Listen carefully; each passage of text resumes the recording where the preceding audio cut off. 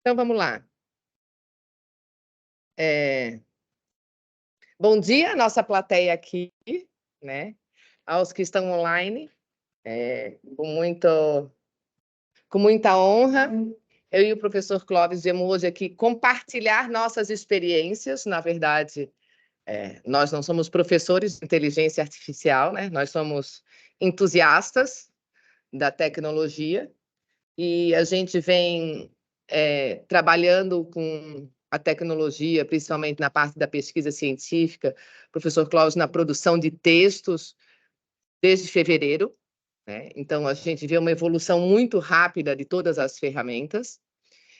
E a gente costuma dizer, então, né? Vou me apresentar, né? Eu sou Fabrícia, sou publicitária de formação e depois tenho mestrado e doutorado em administração, atuo no programa de administração na linha de marketing aqui na FURB, né? E o professor Clóvis, de formação graduado em letras, jornalismo e direito, e aí com mestrado e doutorado na área de comunicação, e atuo aqui também no programa de pós-graduação em direito. Então, a gente vai compartilhar nossas experiências e algumas reflexões ao longo desse ano, que mudou muito a forma de a gente trabalhar o ensino, a pesquisa e a extensão na universidade por causa da inteligência artificial, né? A nossa formação, basicamente, são por canais de redes sociais, YouTube e das próprias plataformas, que a gente usa vídeos tutoriais e vamos adaptando para a nossa realidade. E o nosso maior dilema, quando a gente fala de inteligência artificial hoje, é que as pessoas acham que a inteligência artificial é só o ChatGPT.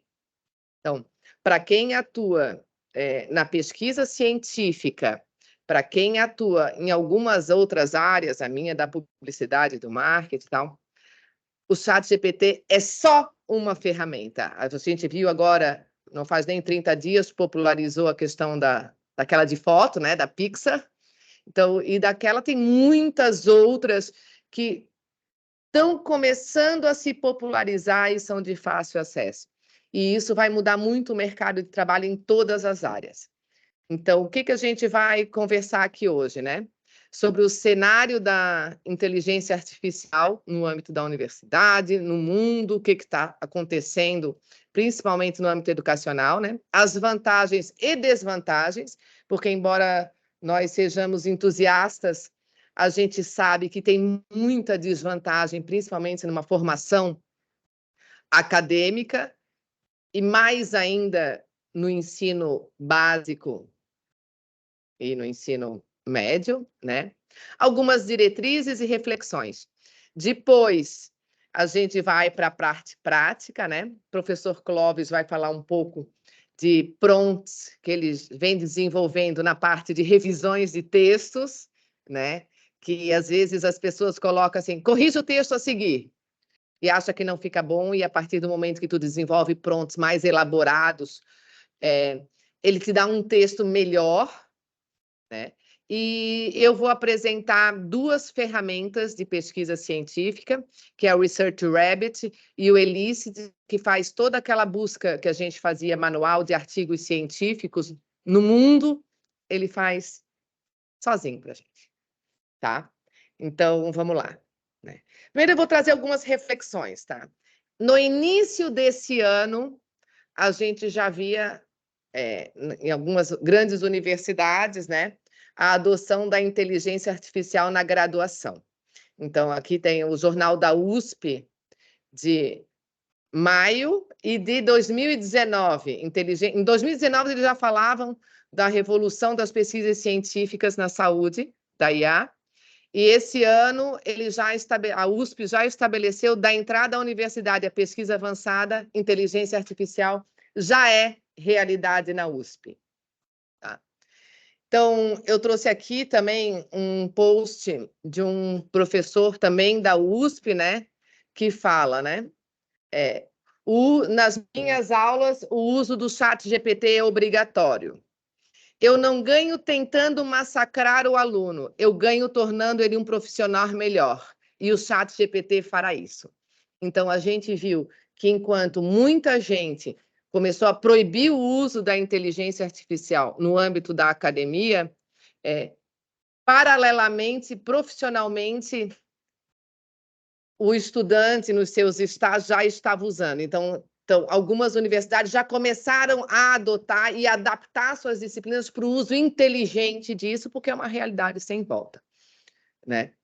Então, uma coisa que traz bastante reflexão, né? A Unesco, no ano passado, já desenvolveu uma pesquisa e identificou que menos de 10% das escolas e universidades tinham um guia oficial de uso da inteligência artificial. Então, assim, e a Unesco prega muito isso, né? Que as instituições têm que ter um guia para o uso com base nas competências e habilidades, e cada instituição tem que desenvolver suas diretrizes, o que pode, o que não pode. E hoje a gente vê algumas instituições já trabalhando nisso, outras esperando se estabelecer o cenário, né? E aí a gente tem aqui, sem diretrizes, ensino superior tenta entender impacto da inteligência artificial, que hoje é o cenário que a gente vive, né?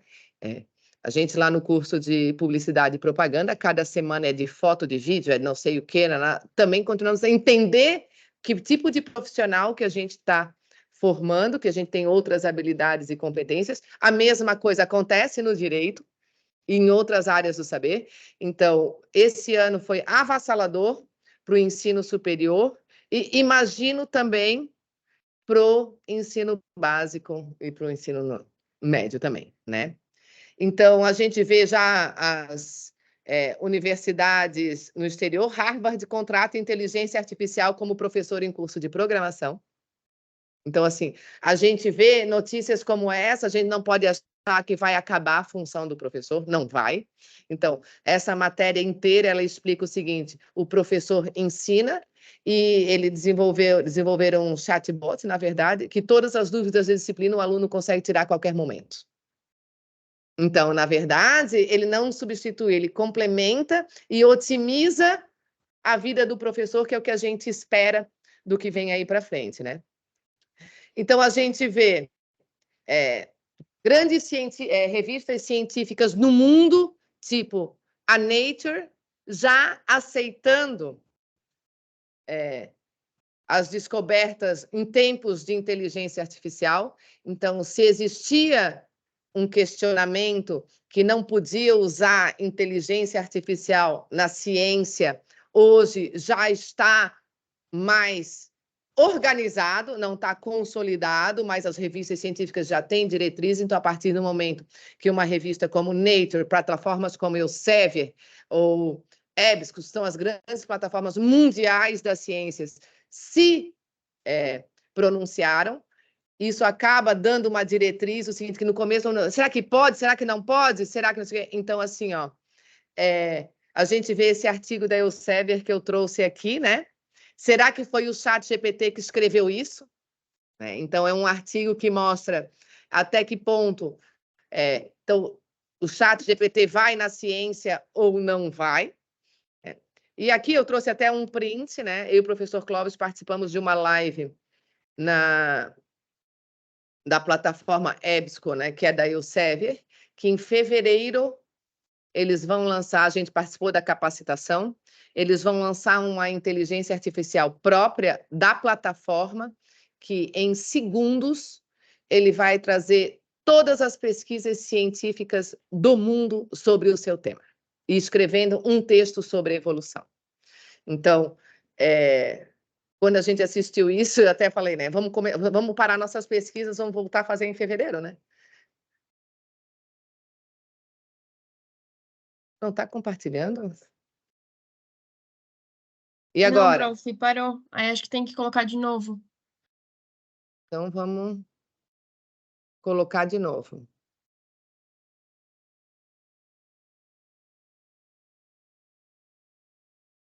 Agora foi? Agora foi. Tá.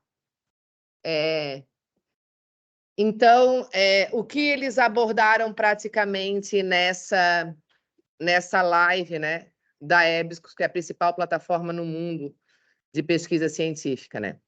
Que o pesquisador hoje não precisa perder um ano lendo o que já foi pesquisado. Nós entregamos isso pronto para ele avançar. Então, foi uma reflexão muito interessante. Então, hoje, nos nossos programas de mestrado, doutorado, a gente passava um ano lendo o que existia, e passava aquele esforço manual em procurar, em pagar artigo, tudo. Já não vai mais precisar. Então, o desafio vai ser em comprovar algo novo.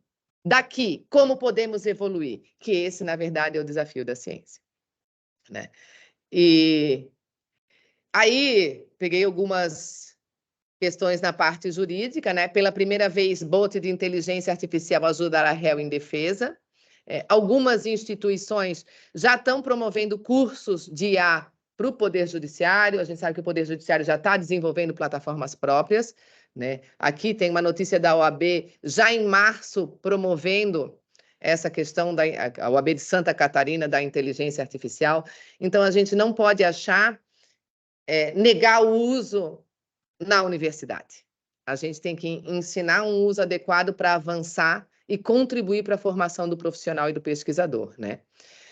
Ferramenta de inteligência artificial enviará jurisprudência de processos advogados, palestra na Escola de Direito e, né, a grande questão do CNJ abre investigação contra o juiz federal que usou decisão inventada pelo ChatGPT. Essa não só aconteceu no judiciário, como acontece também na pesquisa científica, né? Que o ChatGPT inventa o que ele não encontra. Então, quem tem o hábito de usar sabe, nós chamamos de alucinação. A inteligência artificial alucinou. Então, se eu vou escrever um artigo científico, então, eu faço esse exercício em sala de aula, né? Abro o ChatGPT, gostaria que você me apresentasse um resumo de um artigo científico sobre social media advertising, né? Propaganda nas mídias sociais. Ele diz, fulano de tal, na revista tal, o fulano de tal existe, a revista tal existe, mas o título do artigo não existe e o conteúdo muito menos.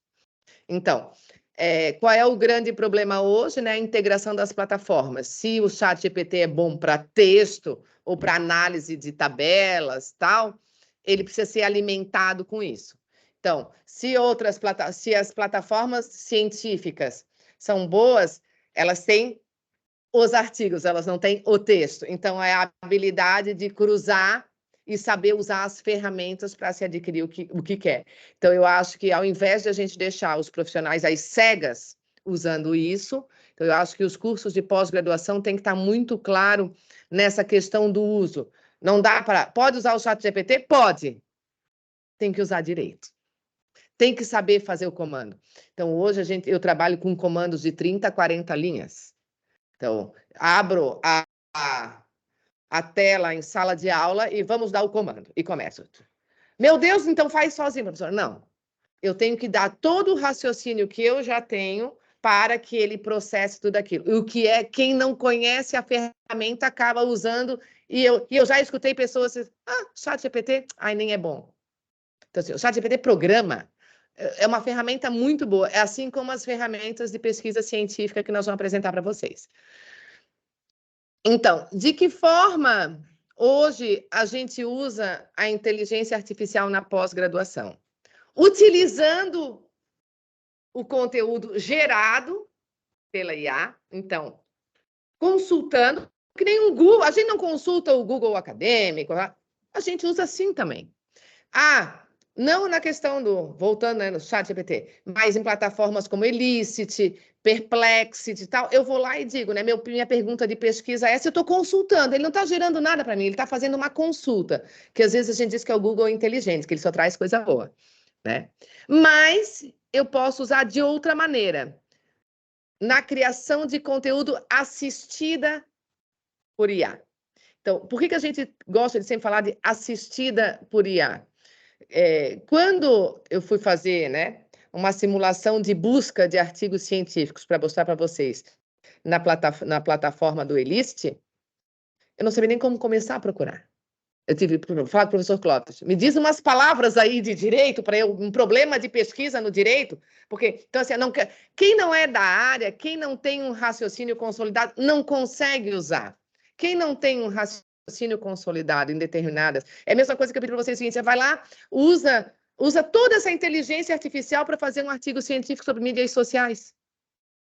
Não adianta, faça um artigo, ele vai sair básico. Então, o que você precisa saber? Precisa saber da teoria. Então, assim, as inteligências artificiais não vão substituir o processo de desenvolvimento intelectual, mas eles vão subir a régua da qualidade do que se tem. Tá? Então, o que a gente tem mais aqui? Vamos lá.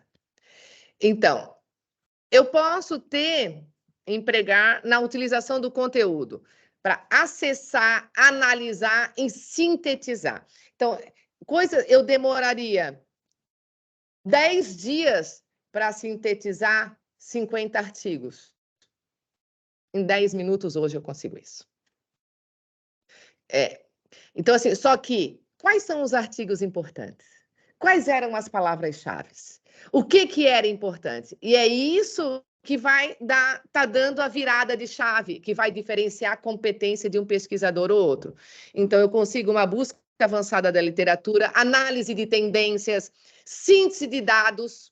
Então, às vezes, eu tenho dados enormes de pesquisa, principalmente pesquisas quantitativas na nossa área, e eu consigo fazer uma sintetização daqueles dados rapidamente, o que me demoraria muito tempo, né? Então, me permite uma compreensão mais abrangente e atualizada, otimizando o processo de revisão da literatura. Então, às vezes, o aluno demorava 6 meses para definir o seu tema, porque ele estava lendo. Hoje não precisa mais. Ele pode ir fazendo ensaios, e essa inteligência artificial que vai chegar em fevereiro, dentro de um tema, ela apresenta N ramificações que você pode, e dali ela vai evoluindo, e vou mostrar também um que faz essas ramificações a partir dos artigos. Né? Aí, qual é o cenário que eu tenho? Desafios e oportunidades na educação, né? Só que rápida adoção tecnológica pelos estudantes e hesitação dos professores. Então, a gente tem estudantes usando da maneira que dá, com uma imaturidade intelectual, e professores com maturidade intelectual, receosos pelas novas ferramentas. Então, esses alunos são naturalmente adeptos à tecnologia, talvez a gente esteja na pós-graduação numa transição, e na graduação também, mas vem um aluno de graduação aí de 18, 17, que já vem com isso para a universidade. Então, como é que um professor vai dizer não usa? Usa. Na verdade, o pensamento vai se inverter, vai se inverter nesse processo de aplicação. Os professores estão pressionados por essa inovação, porque é muita coisa, o professor não tem tempo, tem que ficar... Então, a gente começou a trabalhar com o Elicit, eu fiquei sem usar o Elicit, sei lá, uns 20 dias. Quando a gente foi preparar, quando eu fui ensinar um grupo de alunos, a plataforma estava toda diferente. Então, e já veio outro, aí tu já assiste, não, esse já não se usa mais, então já tem outras plataformas como essas, elas não são as únicas, tipo essas que nós vamos apresentar, né? Então, existe uma lacuna entre o potencial da IA e a disposição para adotá-la no tripé ensino, pesquisa e extensão. Tá? Hoje, a gente está debatendo a IA, e eu me lembro muito bem que há 20 anos atrás, 25 anos atrás, a gente estava debatendo o Google Acadêmico, que era dos livros. O Google, meu Deus, todo mundo vai ficar malandro. Se adaptou, vai se adaptar. É sem volta, mas o problema é que a gente está no meio dessa adaptação. Então, alunos que entraram na pós-graduação sem IA vão sair com IA. Então, nós temos que acompanhar essa transição em todos os aspectos, né?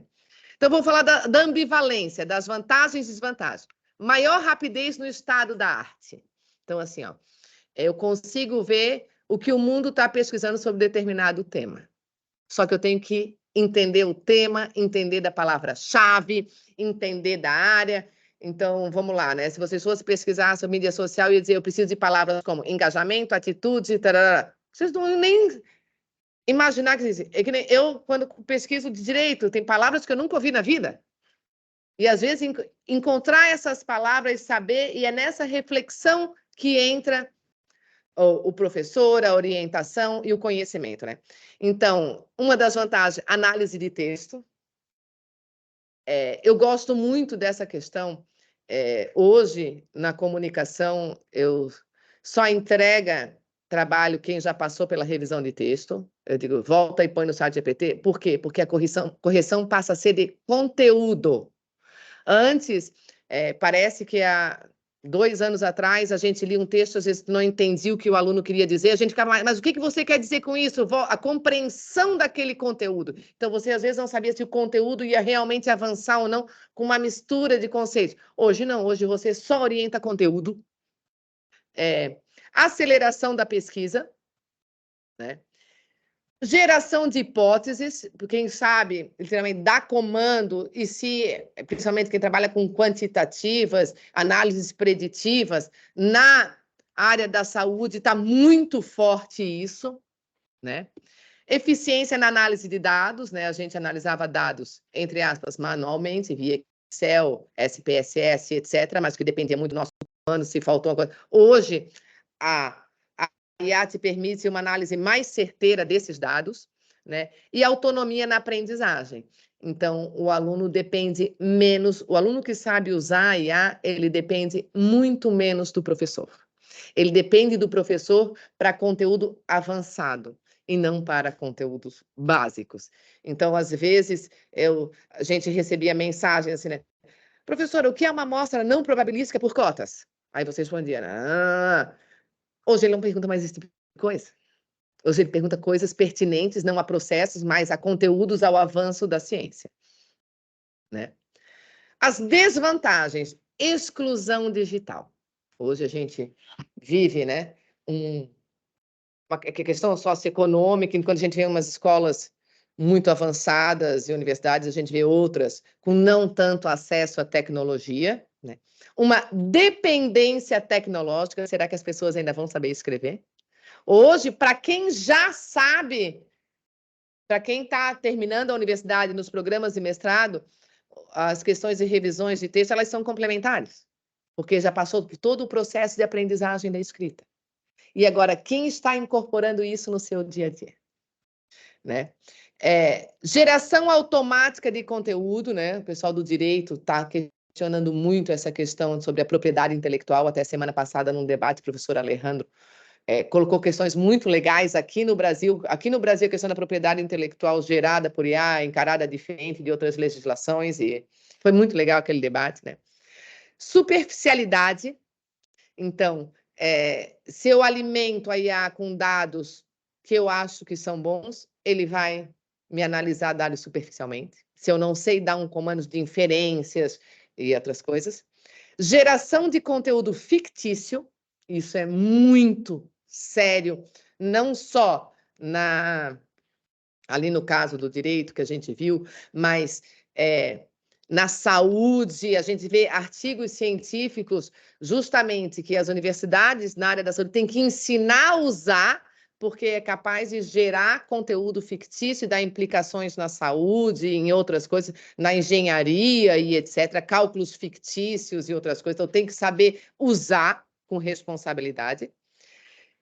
Deficiência no desenvolvimento de habilidades, leitura, interpretação de texto, escrita, compreensão. Isso é uma das coisas. Qualidade dos dados. A IA é tão boa quanto os dados que a gente alimenta. Então, fato. Então, a gente tem muito isso, né? Quando eu digo para os alunos, às vezes a gente tem grupos de discussões, aí os alunos entregam um texto e eu digo assim, não, tá superficial, não, volta, traz mais coisas. Aí eu digo assim, vamos passar, deixa eu passar aqui no chat GPT. Aí, quando eu passo, eles dizem assim, a IA tem seus preferidos. Eu digo, não é a IA tem seus preferidos. O comando de quem faz a IA é diferente. Então, assim, o próprio aluno, hoje, nosso da comunicação, ele já vê que o comando que o professor dá um tipo de resultado e o comando que ele dá outro tipo de resultado. Então, a gente já fez simulações, a gente tem aplicativos que ele gera uma palestra automaticamente. Se eu fosse no TuMe, poderia colocar, quero dar uma palestra sobre isso, dou o contexto, ele vai criar 30 slides, ele vai criar muito bem aquilo. Então, já dei uma aula criada por IA e comuniquei aos alunos que aquela aula foi criada por um IA. E aí o debate foi: alguém de 12 anos poderia criar essa aula? Poderia. Eles poderiam criar aula, os slides iguais? Poderiam. Como ia ser a aula de cada um? Do de 12 anos, deles e minha? Exatamente. Então, assim, ó, não adianta eu proibir que o aluno faça seminário na inteligência artificial. Ele tem que entender que quem usa, hoje eu sei, se apresentar aqui, eu sei te dizer se foi criado por IA ou não. Mas muitos professores não sabem. Mas a gente tem que trabalhar isso abertamente e dizer assim, ok, olha só, qual é a diferença? Um estudou mais, um menos, entendeu? Então, é essa consciência que a gente tem que criar academicamente, né? A questão da interpretabilidade, né? As IAs menos complexas agem como caixa preta, com viés de interpretação.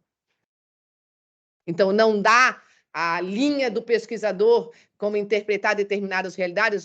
A gente pesquisa muito comportamento de consumo no Vale do Itajaí, né? Aí ela não consegue interpretar, ela não sabe que aqui tem identidade germânica misturada com identidade alemã, que é uma... Não está aqui. Então, isso vai muito... Então, eu depender totalmente dessa interpretação não dá. E as questões éticas, né? Autoria, os dados que são gerados, os algoritmos, às vezes, são inclinados e etc., né? Tá, a Unesco, né, já afirmou que o uso da IA deve priorizar inclusão, equidade, diversidade e qualidade, mas se a gente está num sistema educacional que não sabe nem usar a IA, como é que a gente vai implantar isso? Então, a Unesco aconselha, tem uma campanha enorme que as escolas e universidades têm que ser proativas de oferecer orientações a professores e alunos, capacitar professores, capacitar alunos, e tem que ter um guia de práticas nas universidades, né? Sobre o uso, as implicações. Então, aqui no curso de comunicação da FURB, a gente tem disciplinas que usam IA e tem disciplinas que não usam. Então, assim, eu dou 2 disciplinas, uma que usa completamente do início ao fim e outra que não usa de maneira alguma. Então, essa outra disciplina que não usa de maneira alguma, tive que reformular ela inteira, porque eu tenho alunos altamente capacitados no uso da IA. Então, atividades em sala, sem consulta tecnológica, ela foi totalmente refeita para a limitação desse uso e o aluno está claramente ciente disso. Então, tem que ter essa limitação de onde usa e como pode usar, mas isso deve ser... Então, a Unesco já traz isso desde 2021, né? E as universidades têm que implantar seus guias de posturas e éticas e os cursos onde usa, onde não usa. Tá? É preciso qualificar os docentes. Então, hoje, a gente tem até um grupo que desenvolve atividades de leitura que tentam barrar o uso da IA na hora de interpretação, que as coisas são desenvolvidas de maneira a adaptar o conteúdo para isso, né? Fomentar o pensamento crítico nos alunos sobre o uso ético da IA. Então, assim, quando a gente trata com transparência, pode usar? Pode. Qual é a diferença de quem sabe usar, quem não sabe, de comando, idas e voltas, né? O professor Clóvis faz muito isso, né? Eu acho que a disciplina do professor Clóvis na graduação, ela é muito pior que a minha, que a dele é de redação. Né? Então, como é que se ensina redação hoje, quando se tem o chat GPT num curso de publicidade, onde os alunos são os primeiros adeptos à tecnologia, né? Então, é um desafio a ampliação das habilidades e conhecimentos dos alunos. Se antes a gente tinha determinadas habilidades, competências, hoje a gente aumenta essas habilidades, só que a gente tem muita disparidade na mesma sala de aula. A IA como aliada no desenvolvimento das ideias, né? E promoção de um ambiente de diálogo e colaboração. Vamos lá. O que se espera de alguém que sabe usar IA? Integração multidisciplinar. Então, como a IA acaba dentro de uma área avançando muito na consolidação do que já existe e tal, o que acontece? A inovação vem pela multidisciplinaridade. Estudar o direito integrado à economia, estudar a publicidade integrada no direito, e aí começam a vir diferentes inovações e a contribuição da ideia humana usando a IA como suporte para isso, né? Aplicação responsável, né? Então, a gente que não lida com vidas é uma coisa. Agora, imagine um curso de engenharia que levanta prédio, que tem que calcular a estrutura e etc. Imagina uma IA alucinando num cálculo, nem imagino como é que se faz isso, né? Medicina, todas as áreas da saúde. Então, hoje a gente está estudando uma questão aqui que alucinou num artigo científico, ninguém vai morrer, teoricamente, né? O máximo que acontece é a pessoa reprovar. Mas eu acho que tem implicações muito maiores, né? E a colaboração e compartilhamento. Porque quando você começa a ter uma rede de colaboração que compartilha seus achados multidisciplinares, a probabilidade de você ter inovações ela é muito maior do que ela ter aquela questão já consolidada. Tá. A diferença na gestão de dados da IA. Cada plataforma de inteligência trabalha com dados diferentes. Então, assim, se eu fizer determinada pergunta aqui para as IAs que eu uso e que eu já alimento há 1 ano, ela vai me responder diferente dos outros. Ela não vai ter um padrão de resposta. Só que quem usa sabe. Hoje eu pego um texto, eu digo para o aluno, volta e arruma esse texto, está todo gerado. Mas a ideia é minha. Ok, mas ele está ruim. Entendeu? Porque ela tem um padrão disso. Então, ela dá uma diferença de abordagem? Dá. Só que eu tenho que saber alimentar que abordagem que eu quero, né?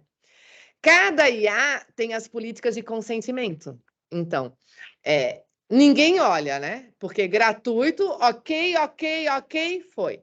Mas tem IA que você alimenta e as suas ideias passam a gerar aquele banco. Então, eu estou fazendo uma pesquisa muito inovadora que eu vou fazer uma patente. Não posso olhar? Pode, mas aconselho ler a política de consentimento daquilo. Entendeu? Porque coisas que ninguém lê e ninguém presta atenção. Tá? O controle do usuário, dependendo da plataforma, os usuários podem ter a opção de optar ou não por compartilhar seus dados. Porque as gratuitas botou os dados lá, virou do mundo. Né? Hã? Exatamente, né? Nada é de graça. Não existe almoço grátis. Então, assim, você libera os seus dados para uso, você libera o que você alimenta também, a sua busca e etc. Então, assim, até que ponto... o ChatGPT faz isso? Não sei. Eu sou uma das pessoas que não... Que passo por cima. Espero que vocês leiam e me contem um dia todas aquelas políticas de consentimento e façam uma tabela comparativa, né? As considerações éticas sobre o uso da IA ou não. Então, assim, em alguns aspectos, né, já está se solicitando que, como a gente faz na metodologia da pesquisa, usei o software SPSS, busquei artigos no portal da CAPES, usei o Elist, usei o ResearchRabbit, usei Perplexity para essa pesquisa, não tem problema, né? Não é mais assim vergonhoso, porque é auxiliar, né? E os acadêmicos devem se familiarizar com a política de uso de dados. Imagina, né? A gente trabalha com dados de campo, agora a gente está trabalhando com o processamento de 2.200 pesquisas sobre doação de sangue em Blumenau. Nós temos dados de doadores e não doadores aqui da cidade. Vou analisar via IA, joguei meus dados ali. Não li a política de consentimento, entendeu? O outro vai... Então, assim, quem tem dados tem que cuidar com os dados que usa. Né? Vamos lá. Na qualidade textual, gente, essa para mim é revisão assistida por IA, né? Refina textos acadêmicos, melhora a clareza, coerência, fluidez, com um bom comando. O professor Cláudio dá vários comandos para vocês hoje aqui. Meu Deus, né? Aquela introdução que a gente não entendia para onde ia hoje já. Se você estrutura ela direito, ele consegue dar fluidez no texto. Então, assim, ó, é muito melhor? Mas a avaliação sobre o seu conteúdo, ou você tem um conteúdo muito bom. Antes a gente via assim, né? Quando a gente conversava numa banca, assim, né? Fazendo banca de mestrado e doutorado. Fulano escreve bem, que texto bom, né? Era a primeira que... Acabou. Todo mundo vai ter um texto bom. Agora que conteúdo bom, que avançado que tá, e etc. Né? ChatGPT é ferramenta de apoio. Não adianta achar que ChatGPT é autor. Ele apoia, dá ideia, mas não é autor, e eu acho que isso tem que ficar claro para todo mundo, né? É uma ferramenta de apoio à escrita, implicações éticas e práticas, né? O conteúdo original tem que ser mantido, então quando a gente dá comandos, a gente diz, respeite a minha ideia, melhore e tal, porque o conteúdo é seu, né? E o uso responsável, né? Autenticidade, integridade no trabalho acadêmico. Professor Clóvis, sua vez. Depois volto eu com os aplicativos. Queres vir aqui? Pode vir. Vamos trocar de lado.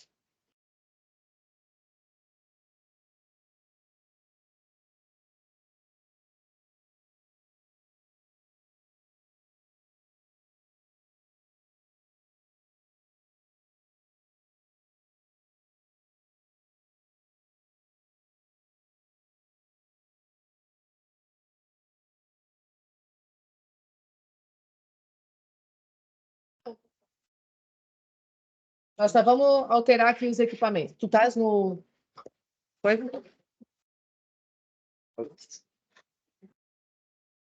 não toca. Isso aqui também. Tá. Deixa eu ver aqui. Tá. É porque eu tenho ele aberto aqui na tela, se precisar. Se eu pagar. Se eu pagar. Tudo bem? Não. Eu fiz o simulado. Se tu quiser. Com colunas, com tudo. Então tá. Ok. Meu... Professor Clóvis vai assumir aqui a parte de... já está lá. Espera aí, a minha tela está compartilhando ainda. Parei de compartilhar a minha. Professor Clóvis, agora eu vou tirar meu áudio.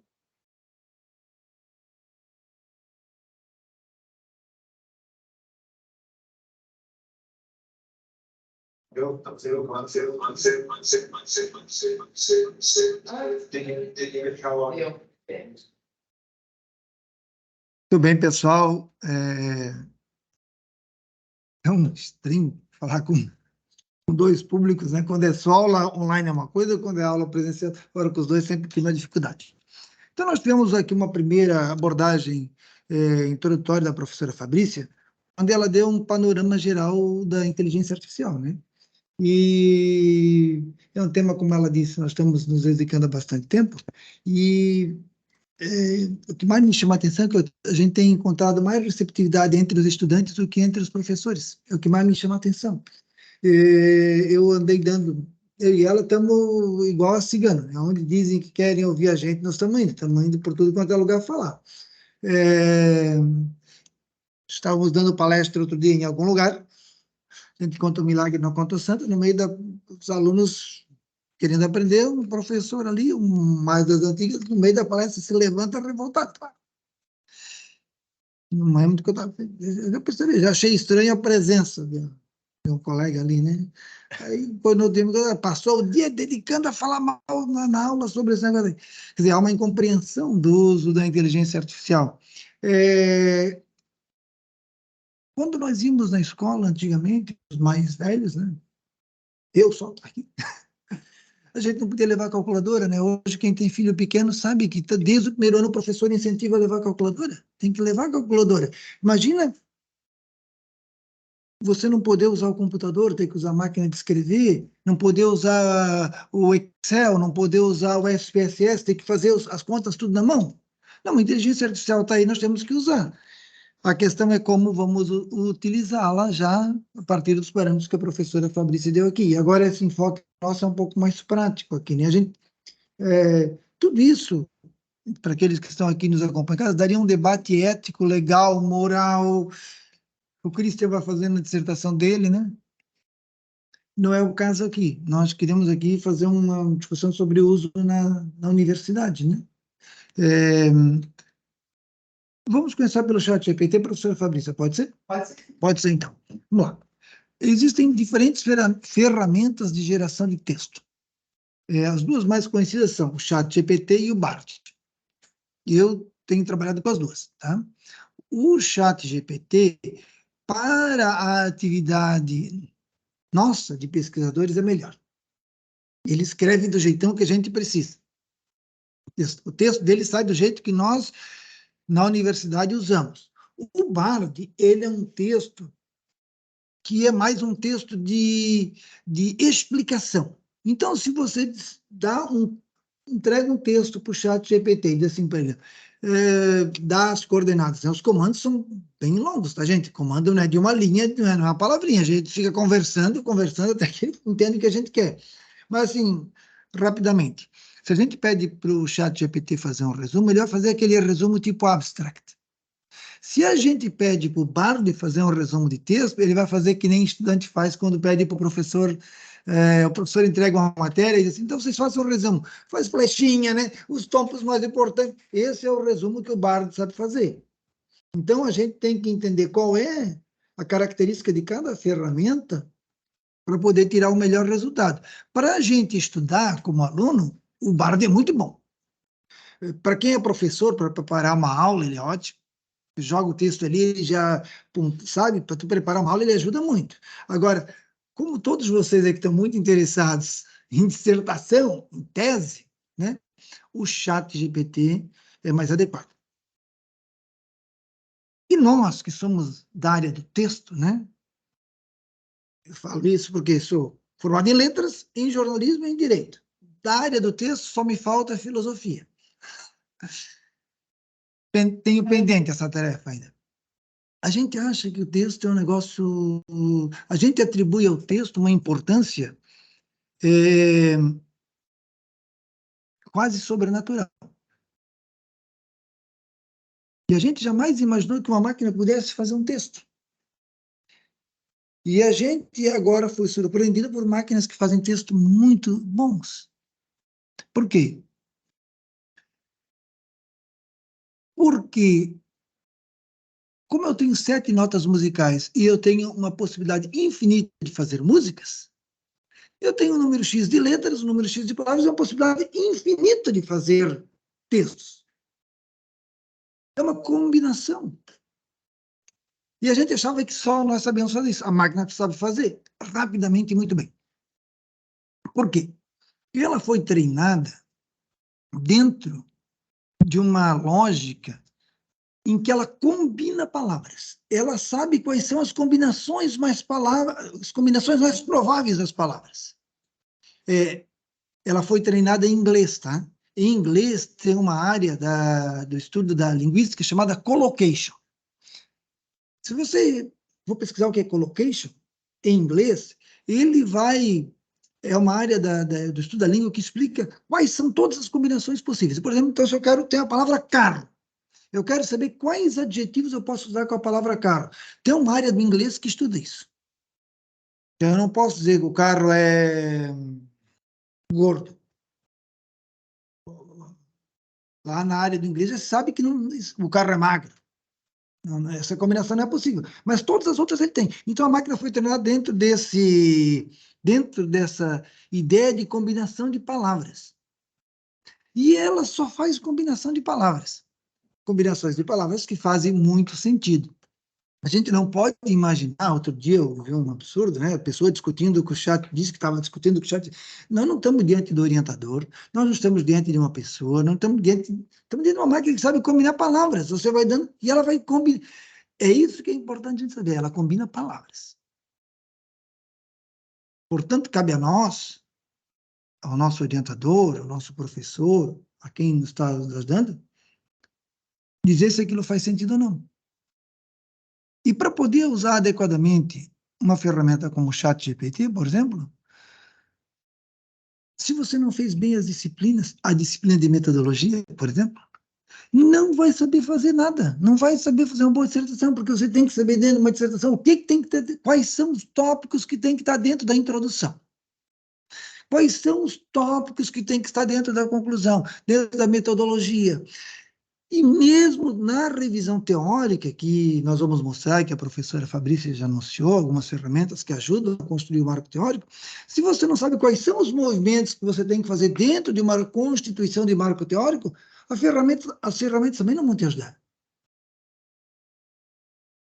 Então, essas ferramentas são muito úteis. Elas vão... Quem já sabe, quem já entende hoje de como fazer pesquisa, vai ficar muito melhor. E quem não sabe, não vai conseguir melhorar com a ferramenta. Tem que fazer as disciplinas, tem que fazer a disciplina de metodologia, tem que ler, tem que porque senão você não consegue usar bem a ferramenta e, sobretudo, não consegue ter discernimento sobre a resposta que a ferramenta dá. Normalmente as combinações de palavras são muito boas. Agora, qual é aquela que é adequada para o teu problema? Só você sabe. Só você sabe. Tá bom? Então vamos lá. Vocês estão vendo o quebra-pau que está dando lá na OpenAI, né? Esse final de semana, né? Estão se matando e tudo. Para vocês terem ideia de como esse negócio virou um negócio importante. E isso a Microsoft está contratando os caras porque, para você ter uma ideia da dimensão do que é isso, né? E o debate que tem lá por trás disso é um debate que se divide entre o seguinte, entre impulsionar a ferramenta, porque ela é muito boa, e cuidado com segurança, porque ela pode ser uma ferramenta coloca em risco a nossa integridade, tá? Coisa de ficção científica. Como eu quero ser o último a ser morto, eu trato bem a ferramenta, tá?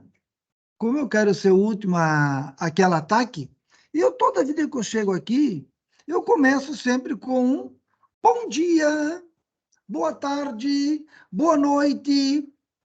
Eu me despeço dela, porque eu vou ser amiguinho dela. Então, ela vai ficar brava com algumas pessoas, eu quero ser o último com que ela fica brava, tá? Então, essa aqui é a carinha geral do chat, né? Todo mundo já usou, né? Todo mundo já usou. Para que eu uso o chat GPT? Primeira coisa que eu uso o chat GPT, para correção. E eu tenho 2 prompts que eu gosto de utilizar, tá? Cada um pode desenvolver o seu. Eu gosto desse aqui, ó. Corrija a ortografia e a sintaxe do texto a seguir, incluindo aspectos como fluidez, períodos curtos, em ordem direta e transição dos parágrafos, fim de dar coesão e coerência ao texto. Parece um prompt bobo, né? Mas eu tenho que ser formado em língua portuguesa para conseguir construir um prompt desse. Porque lá na 7ª série a gente aprendeu, na 6ª, né? O que é que tem? A língua portuguesa se divide, o estudo da língua se divide em quê? Em morfologia e sintaxe. Morfologia e sintaxe. Ou seja, a cara que elas têm, que é a morfologia, e a sintaxe, que é como se combinam. Então, eu tenho que incluir aqui, ó, morfologia, que é a ortografia, e a sintaxe. O que mais eu tive que pensar? Estilística, né? Pô, esse teu texto é truncado. Não, eu quero um texto que tenha fluidez. Ah, pô, tu escreve, advogada, né? Esses períodos aí com 8 linhas. Não, períodos curtos, ordem direta, né? A gente gosta de construir umas subordinadas substantivas indiretas, né? Meu Deus do céu, objetivo indireto. Qual é o sujeito dessa oração? Não. Então, fluidez, períodos curtos, direta. E outra coisa, tu muda de assunto de um parágrafo para outro, não dá para entender. A gente não escutou isso na aula de português. Então, o que eu tenho que colocar aqui nesse prompt? Transição entre os parágrafos. A fim de dar o quê? Coesão. O texto tem que estar coeso, né? Um todo. E coerência. As ideias não podem brigar. Parece um prompt bobo, mas para fazer um prompt desse que você tem que pensar. Não é um prompt que você vai Corrija esse texto a seguir. O que significa esse texto? Corrija o texto a seguir. Aí depois eu evoluí para um outro prompt, que eu fiz esse aqui, ó. Corrija a ortografia e a sintaxe do texto a seguir. Preste atenção nos seguintes aspectos. Quero períodos redigidos em ordem direta, sujeito, verbo, complementos. Quero períodos com extensão variável entre 1 e 3 linhas. Quero parágrafos com extensão entre 6 e 8 linhas. Meu objetivo é uma redação clara, coerente e fluente. É uma variação do de cima, né? E que é muito útil. Muito útil. Mas você veja que aqui ele já vai mexer um pouquinho no texto. Ele já mexe um pouquinho no texto. Eu tenho... Para quem não é muito ligado em texto, ele serve maravilhosamente bem. Agora eu tenho uma pessoa que trabalha comigo que escreve muito bem. E aí ela viu esse prompt aqui, uns 2, 3 dias depois ela voltou, professor, não gostei muito daquele prompt do senhor, porque não, ele mexe muito no texto. Mexe uma pessoa mais zelosa do texto, ele mexe muito no texto. Eu vou voltar a usar o anterior. Beleza. Mas isso já mostra que ela tem um domínio textual. Para quem não tem esse domínio textual, né, nem vai perceber. E você pode ir acrescentando comandos. Por exemplo, aqui, ó, quer ver? Ó? Se eu pegasse um texto, eu quisesse fazer uma paráfrase, posso usar uma citação direta e passar um comando para ele fazer uma paráfrase, né? Você já sabe, né? Uma citação direta no máximo por página, né? Introdução, a gente não usa citação direta, né? Se mandar no artigo para uma revista boa, com citação direta e introdução, já leva a chamar de atenção, eles não aceitam, né? Exatamente. Então, eu posso pegar e tentar fazer paráfrase, né? Eu posso incluir essa observação aqui, ó. Respeita a ideia dos autores, e mais do que isso, referenciar conforme a APA, se é uma revista que usa a APA, né? Conforme a ABNT, né? Enfim, Chicago, Toronto, esquema de revisão de referência que ela usa. Eu posso fazer desse jeito, tá? Então, esses são 2 comandos muito bons que eu gosto de usar no ChatGPT.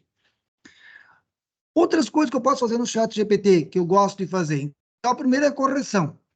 A segunda é uma autoavaliação do texto. Eu escrevo esse texto, né? Uma coisa é eu estar escrevendo um texto para publicação numa revista. Outra coisa é eu estar escrevendo um texto para os alunos fazerem uma prova. Então, eu escrevo o texto, avalie esse texto aqui, ele está adequado para um aluno da primeira fase do curso de Direito? Construo um prompt para ver se o que a máquina diz. E não quer dizer que eu vou mudar. Às vezes eu estou muito... Uma coisa interessante no meu caso, eu gosto muito de ver os comentários que ela faz dos textos. Opa, isso aqui... Eu nem faço o que ela diz, mas me chama a atenção para alguma coisa. Opa, isso aqui realmente tem que mudar. Então, autoavaliação, né? A professora Fabrícia gosta muito desse comando aqui. Quando você pega um assunto que você não gosta, não consegue entender, né? Explique esse texto para um leigo nessa área. Esse é um comando de autoavaliação do texto. Explique esse texto aqui. Eu uso esse comando quando eu vou estudar com meu filho. Eu tenho um filho de 11 anos, né? Eu escrevo esse texto, adequando a linguagem a uma criança de 11 anos que está no 6º ano do ensino fundamental. Sabe? É uma autoavaliação de texto. Ele vem mastigadinho. Um outro comando que eu posso usar, né? Um outro prompt de resumo, né? Então, inclusive, eu posso fazer um resumo estruturado de acordo com... Posso fazer um resumo simples, vocês já tiveram aula comigo, você sabe disso. Tem um resumo simples, tem um resumo expandido e tem um resumo estruturado. Dependendo da revista para a qual você vai publicar um artigo, ela pede resumo estruturado, né? Que tem que ter uma contextualização geral, o propósito, ou seja, o objetivo, o método, as descobertas, né? O que você descobriu, quais são... E as implicações, a originalidade, o seu estudo, né? Você pode desenvolver um prompt, eu desenvolvi esse prompt, né, para mim, em que eu peço para fazer o resumo desse jeito. E como é que você vai desenvolvendo esse prompt, né? Tentativa e erro, como a gente vai conversando. Ah, ele retornou, não gostei. E eu tenho uma relação quase humana com a máquina. Eu digo, não gostei do jeito que você fez. Me desculpe, eu me equivoquei. Posso fazer de novo? É o que eu espero que você faça. Demorou. Vamos lá, faça de novo. Aí ele vai, mexe e volta, né? Aí uma vez eu pedi para ela fazer uma revisão de um texto e me apontar o que ela mudou, né? Porque eu queria ficar até metade. E ela só fez a revisão, não mudou. Ela pediu desculpas. Me desculpa, eu esqueci. Então, aqui vai a lista do que eu mudei. Um outro prompt que eu posso fazer, né? Reescrita de texto. Reescrever o texto. Reescrever um título. Olha, gente, eu sobrevivo de escrever desde 1986. A minha função é escrever, desde 86. Vocês não eram nascidos, né? Em 86. Quando eu comecei a trabalhar. Eu só vivo disso. Clóvis, tu trabalha com chat sem vergonha alguma. Eu uso muito texto. Ele ajuda muito. Reescreve, facilita. Eu dou o título para os meus artigos, quando eu vou escrever um artigo. Ainda ontem saiu um artigo meu, e eu fiz um título para o artigo, né?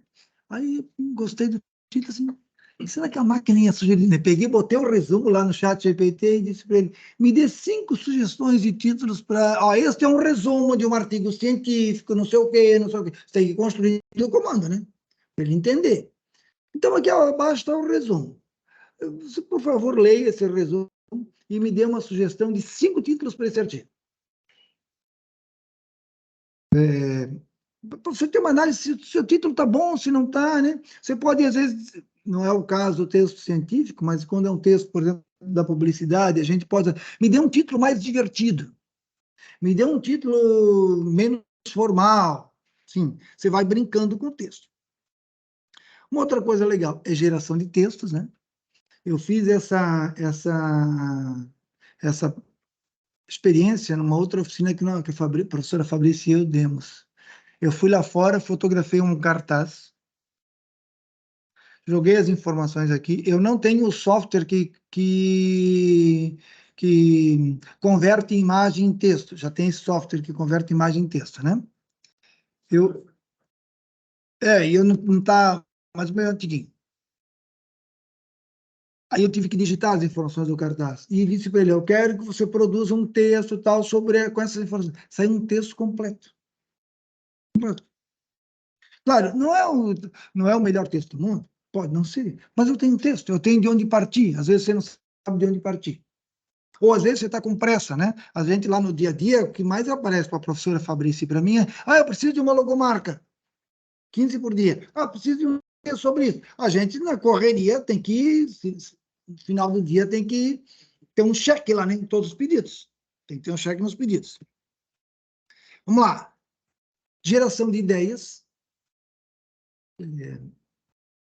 Como se você fosse conversar, né? Lembrando que você não está conversando, você tem uma máquina que apenas gera textos e faz combinações. E mapas mentais. Quando você quer estudar uma coisa, etc. e tal, né? Isso basicamente em relação ao chat GPT. Agora eu vou mostrar outras 3 ferramentas para vocês usarem na pesquisa científica de vocês. A primeira delas, então tá aqui, vocês veem, eu uso muito, né? E eu tenho a versão, todas as ferramentas eu tenho a versão gratuita. Agora, se eu quero dizer para vocês, se eu estivesse na fase em que vocês estão, eu teria a versão paga. Elas são muito... Ela faz muito texto. Você consegue botar textão lá. Olha aqui, eu não quero entrar aqui em discussão ética, legal, moral nenhuma, né? Olha aqui, Olha esse dado aqui, a versão gratuita e a versão paga. Significa que 90% dos outros examinados tiraram notas menores que o chat GPT. Isso aqui. Aqui, em matéria de verbo, ele conjuga verbo melhor que 99% das pessoas, dos usuários. Leitura escrita, 93. Você tem aqui todos os dados, então vale a pena, dependendo da estágio, do momento que você está, né? E mesmo na versão gratuita, né? Olha aqui, os resultados são muito bons.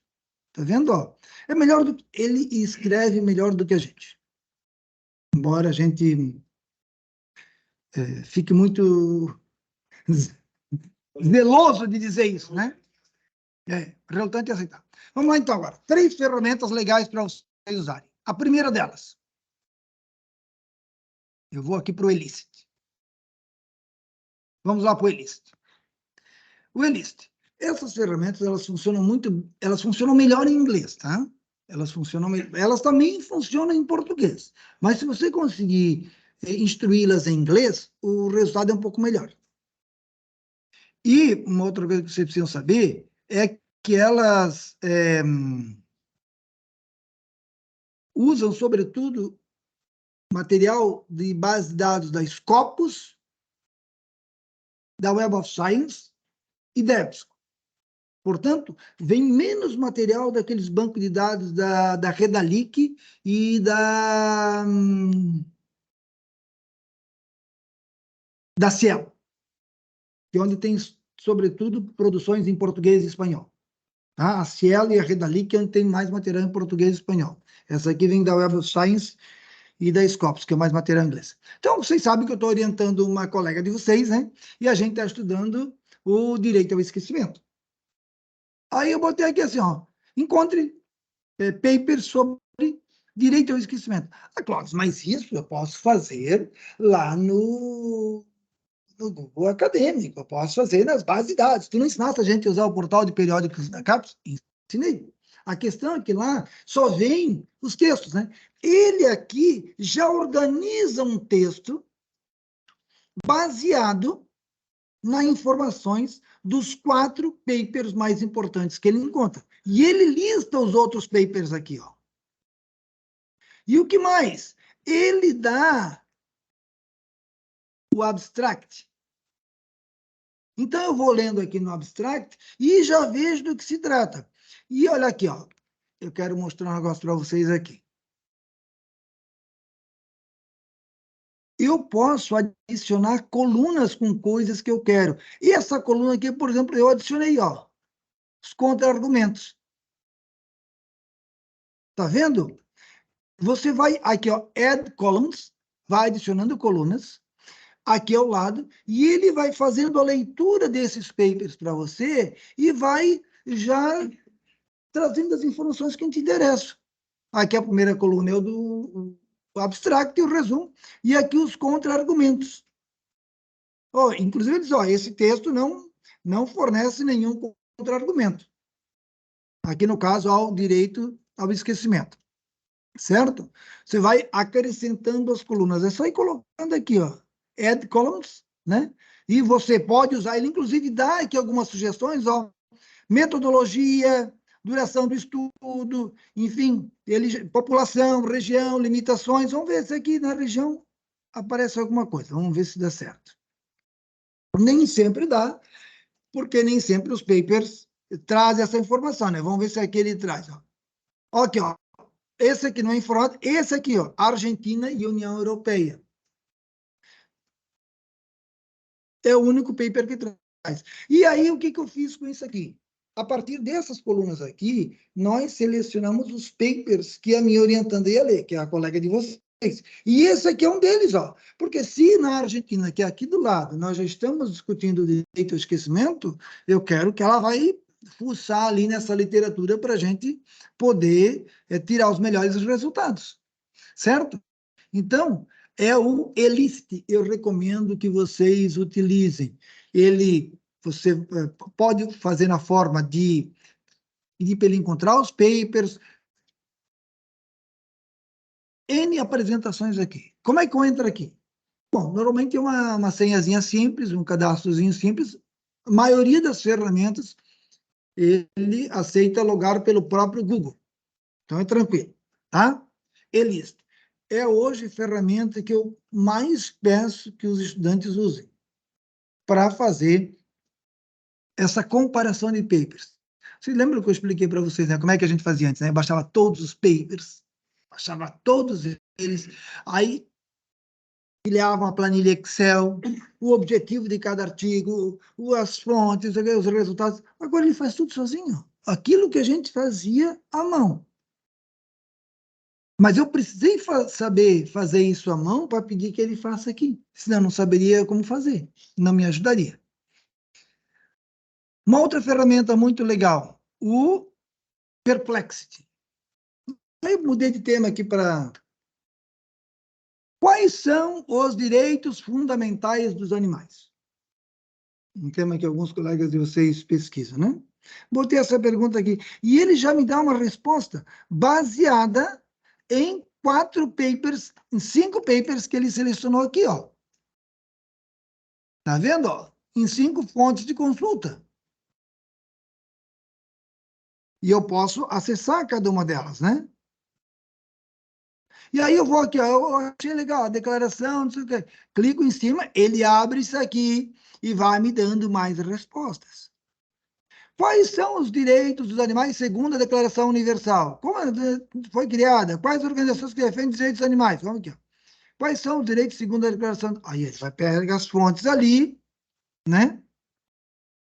E ele já cria um texto. Claro, gente, vocês estão no mestrado, né? Vocês estão num nível de pesquisa muito mais avançado, mas você precisa ter um primeiro contato com o assunto. Isso aqui já te dá um norte, já te dá uma direção. E outra coisa legal, eu vou publicar agora o meu artigo sobre qual é o tema mesmo de pesquisa lá ainda? Migração e refúgio, né? Coloca aqui essa pergunta para ele. Alguma pergunta relacionada à migração e refúgio. Ele já vai te construir, já está fazendo, né? Esperto.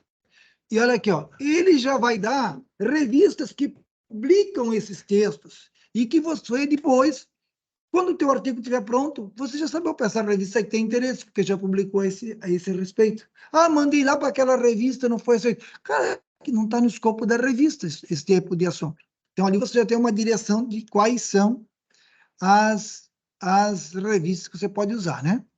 E o último, finalmente, é o Research Rabbit, tá? O Research Rabbit, ele é sensacional. Por quê? Porque ele vai me trazer aqui, nessas colunas,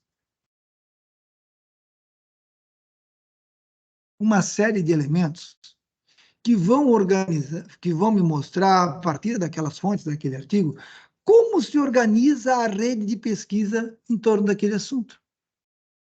Olha aqui, ó. Então eu vejo, já de cara eu identifico que você tem 3 núcleos de pesquisa sobre esse assunto aqui. Um núcleo organizado em torno desses pesquisadores aqui, e a centralidade é o Weber 2009, vocês podem ver que tudo conduz a ele, né? Aqui, a centralidade é esse Silva 2011, e aqui tem um monte de gente escrevendo, mas que não se conversa entre si. Isso, por si só, para mim, já interessa a mim.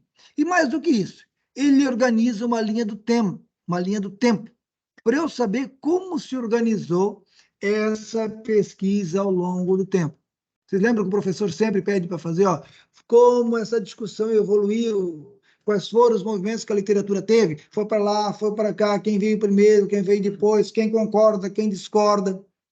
Ele ajuda você a identificar essas proximidades, essas semelhanças. Certo? Então, dito isso, essas 3 ferramentas, tá? O Research, o Elicit e o Perplexity. Além do ChatGPT, né? Que já mostrei anteriormente que poderiam ser úteis para vocês. E para encerrar, a professora Fabrícia está fazendo sinal lá ela está dizendo que eu já passei 10 minutos, né? Então, aqui algumas questões para a gente pensar, né? Transparência em produções baseadas em IA.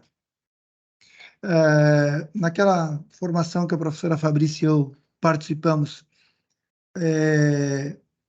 já ficou bem claro que quando a gente usar IA, a gente tem que citar que usou IA.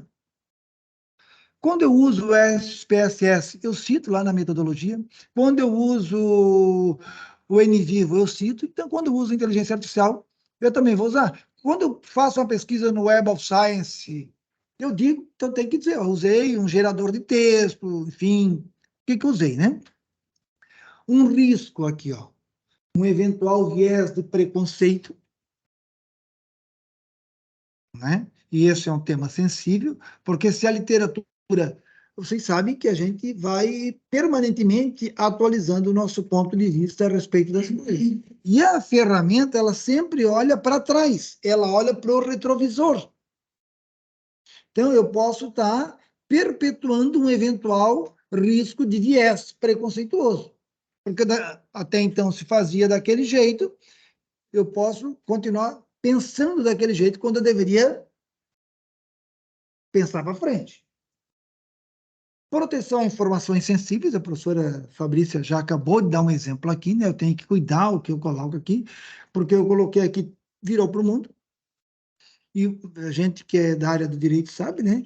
Isso, inclusive, é protegido por legislação específica, né? Dados sensíveis, ou seja, tem um colega de vocês fazendo uma dissertação na turma anterior a de vocês, LGPD. Uma outra questão, né? O papel humano na interpretação dos resultados, né? Por mais que a ferramenta tente simular esse olhar humano, ele não substitui o nosso julgamento crítico, o nosso discernimento. Há muitas lacunas, né? O Christian está estudando isso, né? Na legislação sobre o uso do IA, também na pesquisa científica. A parte da responsabilidade, não tem dúvida, né? Porque quem assina é você. Então, a parte da responsabilização é você. Agora, a autoria. Outras implicações que pode ter daí. Tem questões que a gente nem parou para pensar ainda, que podem estar envolvidas no uso da IA na pesquisa científica. E uma outra coisa que vem mais me chamando a atenção são os desafios da inovação na pesquisa. Por quê? Porque a IA, ela trabalha com aquelas combinações que ela já sabe que existem. Ela tem dificuldade de criar uma nova combinação de ideias, de palavras. Então, a disrupção, Christian, quem vai dar, mira, é o discernimento humano. Porque ela vai trabalhar com aquelas combinações que sempre se disse assim, então, pô, isso te ajuda, né, na hora de construir o marco teórico, fazer aquela avaliação preliminar, enfim, dos dados. Mas e agora? O agora é com você. O olhar para frente é com você. Porque a máquina, ela olha dali para trás. Portanto, não que ela seja um obstáculo à inovação, o que eu acredito é que o olhar humano, discernimento humano, tem um papel preponderante para a gente conseguir ver coisas que ninguém viu antes. Porque as coisas que ela vê, alguém já viu. Porque alguém já fez aquela combinação de ideias e palavras. Agora eu tenho que ver uma outra coisa que ninguém viu ainda. Isso é todo mundo ficar mais ou menos pasteurizada. Inclusive, ela pasteuriza o texto. Assim, ó, a professora Fabrícia falou, eu também, quando vem um texto que é de IA, eu já identifico na hora, não preciso nem de corretor. Por quê? Porque a IA, o que ela faz? Ela dá um argumento para um lado, ela dá um argumento para o outro, ela tenta ficar no meio termo, e no final ela sumariza uma ideia. Em resumo, é sempre, em síntese, é sempre assim que ela faz. Quando vem um texto assim, eu já, opa, isso aqui provavelmente passou pela IA. Então, essa questão mais autoral, de texto mesmo, é uma lacuna que nós vamos ter que discutir e enfrentar, porque a tendência é dar uma pasteurizada geral. Certo, gente? Já passamos 15 minutos, né? Eu acho que a gente tem que dar um tempo para as perguntas, né, professor Fabrício? Sim. Eventuais perguntas que tenhamos aqui na sala ou em casa, para a gente poder concluir. Não sei se alguém que está em casa tem alguma pergunta. Todos que estão aqui, fiquem à vontade.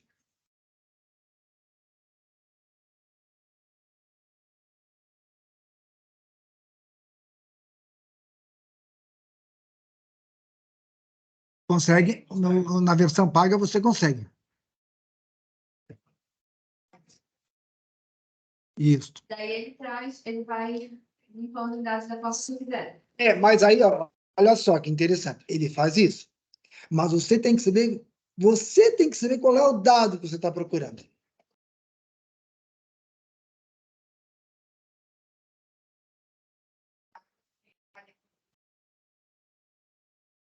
Você tem que selecionar isso para ele ter inferências inovadoras, né? Um pouquinho mais longe. Dependendo, tu pode até pedir para ele fazer um programa, construir um programinha para ti, de qualquer linguagem que tu prefira. Eu sei que é mais complicado, mas não é. Para mim, não é. Depois, em 2 dias, tu consegue aprender isso e fazer um programa em Python, por exemplo, para ele analisar esses dados e construir uma linguagem de programação para análise desses dados. Dá para fazer. Mas, para isso, volto ao que comecei dizendo aqui. Você tem que ter domínio do assunto que você está pesquisando, você tem que ser a pessoa que sabe o que você está procurando. Porque quando você não sabe o que está procurando, você nunca encontra o que quer. E segundo, você tem que ter noção de estatística para pedir que ele faça aquele tratamento estatístico que vai dar o dado que você quer. Certo? Eu repito, isso só aumenta, vai dar uma vantagem competitiva tremenda para quem sabe usar isso. Agora, só vai exigir que vocês prestem mais atenção nas disciplinas. Esse aqui bom, fica Muito melhor. Fica muito pior. O mediano vai subir. O mediano sobe.